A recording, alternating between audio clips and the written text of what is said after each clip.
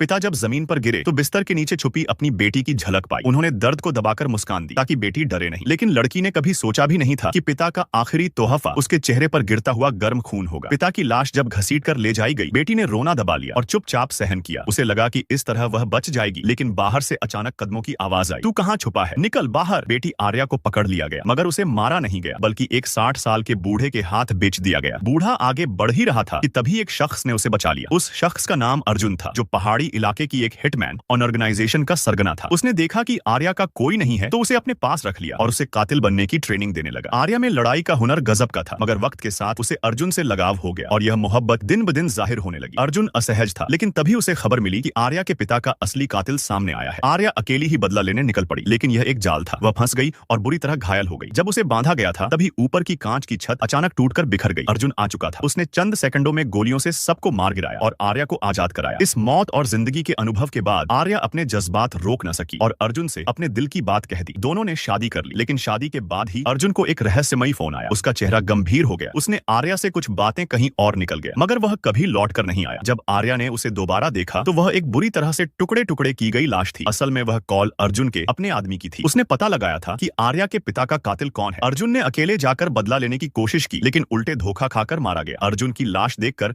आर्या बर्दाश्त नहीं कर पाई। उसने हथियार उठाया और हमला कर दिया, लेकिन सामने एक साधारण गैंग नहीं थी, एक संगठित हत्यारा नेटवर्क था। दुश्मन पर दुश्मन आते गए, पर पिता और पति की मौत का बदला लेने के लिए आर्या मौत का फरिश्ता बन गई। वह एक एक कर दुश्मनों को खत्म करती रही। लड़ाई में उसका सामना एक भारी भरकम आदमी से हुआ, जिसने उसे एक हाथ से उठाकर जमीन पर पटक दिया, लेकिन आर्या ने पास पड़ा एक लोहे का डंडा उसके घुटने पर दे मारा। हड्डी की करारी आवाज गूंजी और उसने तुरंत उसके चेहरे पर वार किया, फिर गला दबाकर उसे खत्म कर दिया। इसके बाद उसने कांच तोड़कर ऊंची इमारत से छलांग लगा दी। जमीन पर गिरते ही पुलिस ने उसे घेर लिया, लेकिन चारों तरफ के खून खराबे का मंजर देखकर पुलिस भी सन्न रह गई। कुछ ही दिनों में भारतीय खुफिया एजेंसी ने उसे अपने कब्जे में ले लिया, लेकिन अजीब बात यह थी कि उसके बेहोश होने पर उसका चेहरा पूरी तरह बदल दिया गया। जब आर्या जागी तो वह एक अजनबी खूबसूरत औरत के चेहरे के साथ एक गुप्त महिला ट्रेनिंग कैंप में थी। वहां की ट्रेनिंग बेहद अजीब थी। या तो बैले डांस करना ताकि नजाकत सीखी जा सके, या फिर मेकअप और ग्लैमर की क्लास ताकि औरतों को आकर्षक बनाया जा सके। आर्या ने एक मैनेजर को पकड़कर भागने की कोशिश की, लेकिन सब औरतें बेपरवाह रही, मानो यह आम बात हो। तभी एक छोटे बालों वाली लड़की दौड़कर आई और बोली कि वह भी भागना चाहती है और रास्ता जानती है। आर्या उसके पीछे पीछे गई। लड़की बाहर निकलकर 10 मीटर ऊंचे पहाड़ से कूदी और आसानी से जमीन पर उतर गई। आर्या ने भी छलांग लगाई, लेकिन बीच हवा में ही वह लड़की पलट गई और गोली चला दी। गोली आर्या के कंधे पर लगी और वह जोर से जमीन पर गिरी। लड़की ठंडी नजरों से उसकी ओर बढ़ी। अब सच्चाई सामने थी, वह इस पूरे बेस की मुखिया थी।